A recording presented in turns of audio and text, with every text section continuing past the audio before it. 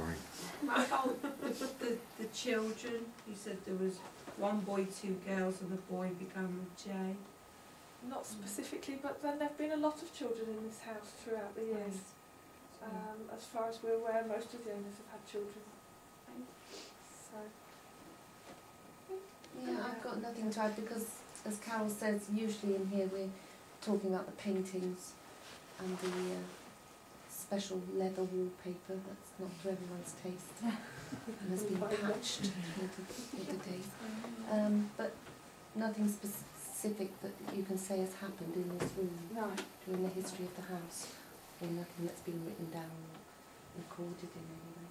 Right, okay then we'll go on to the next room.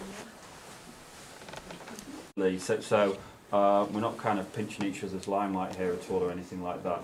As soon as we walked in here, we both felt death, almost like a laying out room or something like that.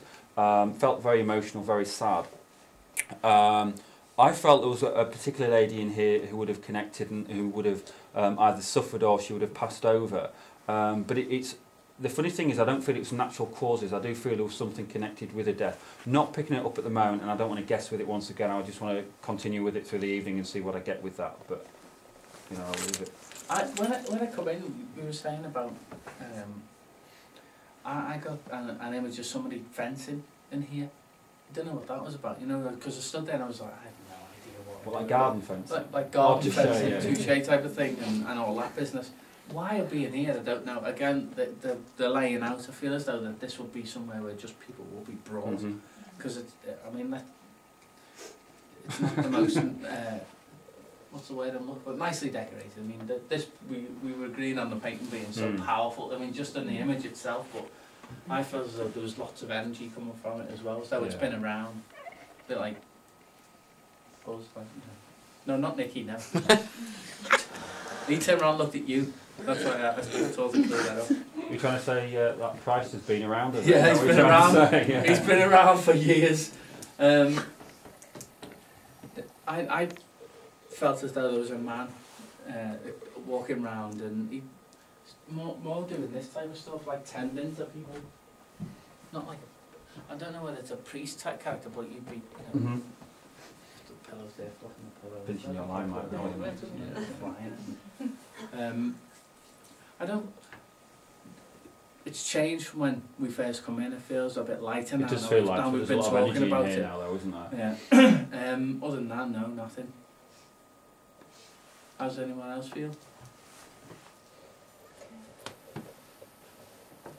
You just kind of feel like there should be almost like a priest hole or something. Yeah. Do you know what I mean? Almost something like that, so it's someone to pray and have the last moments. Not the typical type priest, you know, like Friar Tuck type. He seems a bit taller. Okay. Yeah. All right. Okay. Shall we move? Yeah. Okay. Jill, do you want to well, this is known as Bloody Mary's room. We don't think she ever did actually arrive here, but it was prepared for her, and hence the fancy paintings were brought. But we don't think she arrived. But during the Civil War, the Cavaliers came from Ledbury. There was a bit of a fracas, wasn't there, earlier on? And a couple of the family rushed back to the house, and Henry Lincoln is meant to have... I don't know, I get a bit confused. Well, perhaps I'll talk about him downstairs. Yes. But anyway, there was a priest who was looking after the house, and he was thought of the caretaker. And as the two Cavaliers came rushing in, he ran up to here, probably because there is meant to be some sort of priest hole over in this... Oh, no, it's actually on the top floor, so you can't see it. So he was rushing through to try and escape, but they cornered it. So the story says they cornered him in here and stabbed him to death. Is that right? And there was said to be a blood stain on that floor and under the carpet there, which was... But when we picked the carpet up, there was no blood stain, but there was a big square of fresh, well, newer floorboards. Yeah. But so whether there had been something there and they couldn't get rid of it. So that's the story. And I did read in a little book about a visitor that came here at the beginning of the century, and he was put in this room for the night. He was a captain in the army, and there was some sort of shooting party going on for the weekend, and he had a terrible night in here. He didn't tell any of the family, that he thought it was some doddery old member of the family going backwards and forwards in a dressing gown all night.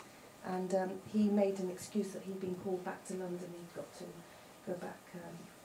He'd been called up again. Had to go back in the army to do something. And it wasn't until later he said why he'd left so suddenly, that he'd had a very uncomfortable night with this figure walking backwards and forwards.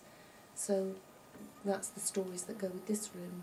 And Simon Callow said to have stayed here about 5 or 6 years ago Oh, for right. the Legendary Poetry Festival, and Did been he? found in the middle of the night in his pyjamas, swearing he never set foot in the place again. So that's another one, yeah. But to do with the murdered priest.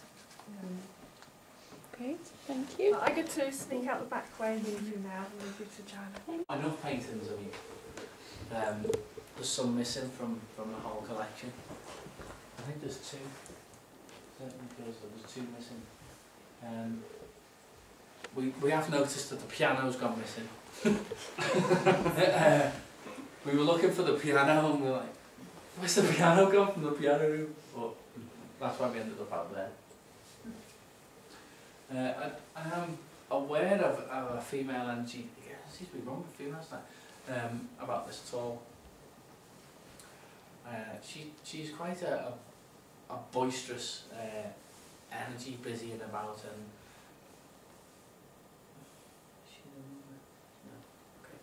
and just sort of run around, moving things and you know, putting everything in its little place and that.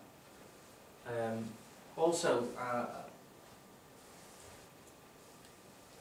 there's a presence of 2 gentlemen. One's a big, I'm not sure how big they're for, he's massive. Rather roundish guy. He's got a big fat cigar. He looks a bit like Windsor Davis. It's a bit something. No, that's it. Okay, I've definitely got the smoke, but I thought more of a pipe than a cigar. The gentleman I'm also picking up on is quite stocky, quite portly around the chest area, and he's almost wearing kind of like musketeer-y looking type clothing, with the kind of trousers that come down to here, tights and things. But I do feel he would have been hunting on his horse, so I do feel that at some point I felt there was a hunting lodge or something, or his friends and colleagues would have gathered here. And I just feel it's quite a nice get together, having some nice drinks and things like that. But the guns I'm seeing are almost like a musket type gun, because I can smell the powder. And also the name, it's almost like King Charles was there or something like that. I feel that kind of gentleman, that kind of aura that I'm picking up around this person. But that's what I feel in this room at this present time. I feel as though there's a twin to this statue. I don't know whether it's in the house or not, but there's definitely another one that's exactly the same. The pedestal comes with the thing, so exactly the same, but as though it should be in two corners of the room, you know, facing each other. I don't know whether that's inside or out though. I don't know of any other. Maybe one's got broken or something. Maybe, yeah. There is a very, you know, you're saying with King Charles, like a regal type energy in the room.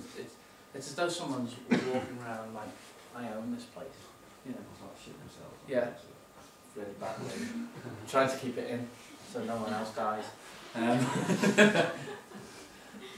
Yeah, but pretty much like that type of bossy energy, you know, I own the place and you shouldn't be here type of thing. You know what you do in my house. Yeah.